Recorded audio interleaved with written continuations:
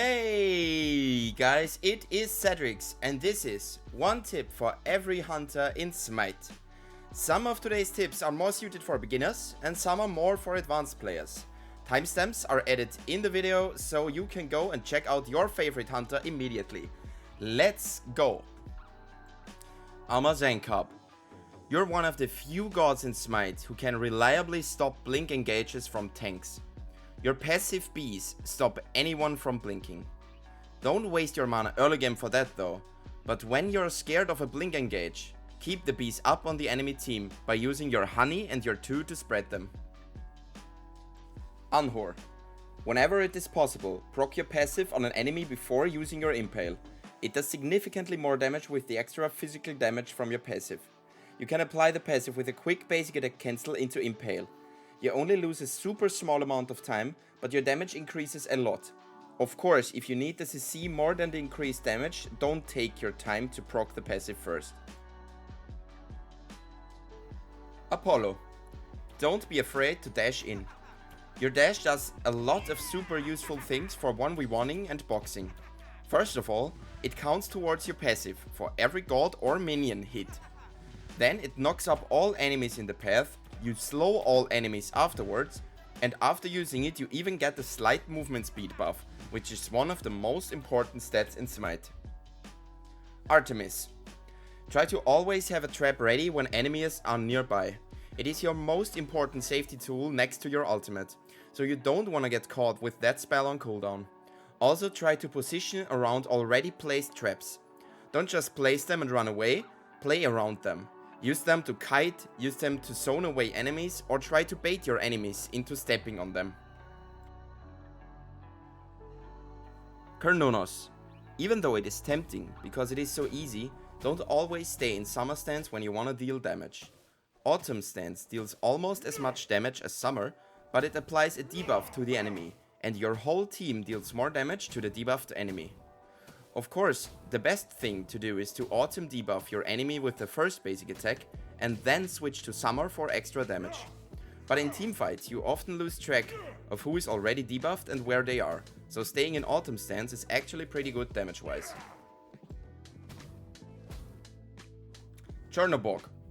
Use your ultimate for the global slow. When you see your team fighting elsewhere, use your ultimate and drop down in place immediately. This way you can stay in lane and farm, but still help out your team if you do not want to move to the teamfight.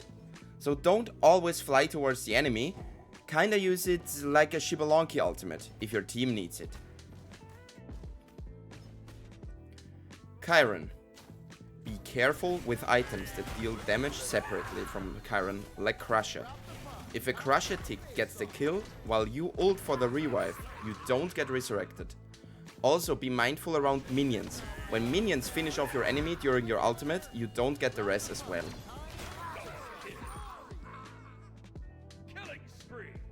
Cupid. Super old trick here, but absolutely mandatory to know and learn. If you need a quick burst heal, line the triangle targeter up against the wall so 2 hearts get stacked on top of each other. This way you get double the amount of healing in the same time you would need to collect a single heart. Danza. While your 3 is a great safety tool, don't forget that it enables his insane 1v1 boxing potential. You get a huge advantage in stats and damage mitigation over the enemy ADC while you're in that zone.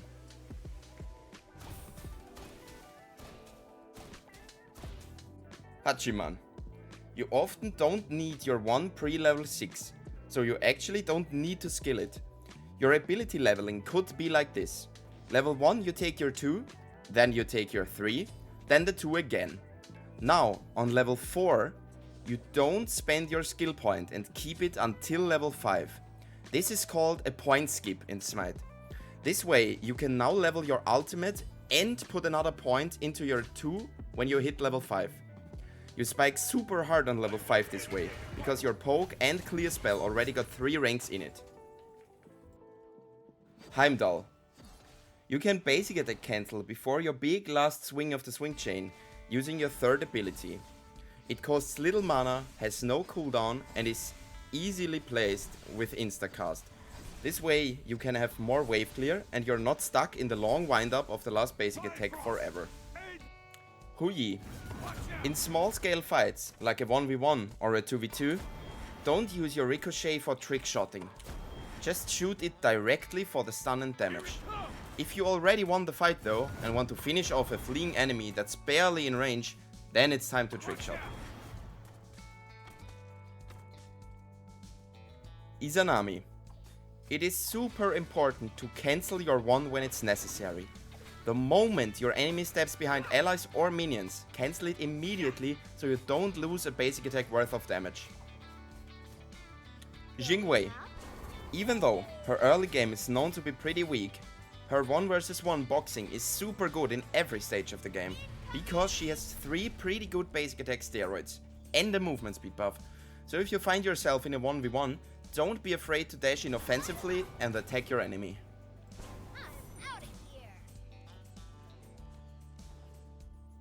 Medusa. Her ultimate can be seen quite easily. If you channel it behind a corner though, your enemies cannot see the animation and basically get insta-stunned. This is a great way to improve her mid-game and late-game teamfights.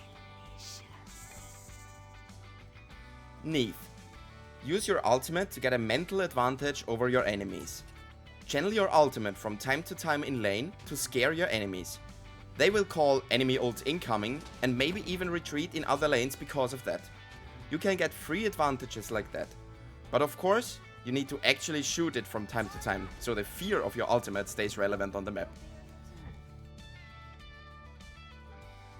Rama.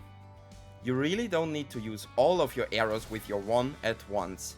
Use 1 to get the slow, and then use 2 normal basic attacks. Then you can use another arrow for the AoE damage and slow, and so on. Of course, keep your arrows on if you want to attack them behind minions or if you actually want to hit multiple enemies at once. Skadi. Use the ice AoE on your 3 at your own feet if you get into hectic teamfights. While you miss out on a little bit of poke damage and CC on the enemies, you get a lot of movement speed, become harder to hit, and assassins cannot jump on you anymore because they just slide away.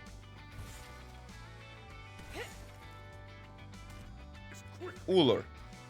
You wanna get the most out of Ullr's burst combo, which means you should really go and practice his basic attack cancels. You can weave a basic attack in between every single ability, which skyrockets his damage. Hop into a jungle practice and just practice this. It actually gets quite easy once you get used to it. Xbalanque. You lack hard CC on your spells, so use your slow as a setup for your ally CC, and not just for damage. When you see your jungler or support coming in for a gank, slow the enemies so that your team hits their CC easier. And that wraps it up for Hunters. If you like this video, feel free to like and subscribe, and if you want to see more kind of this content, check out my other videos. I also stream on Twitch, on twitch.tv/Cedrix, so drop by if you wanna hang out and talk about SMITE. As always, thank you so much for watching, have a good one, adios.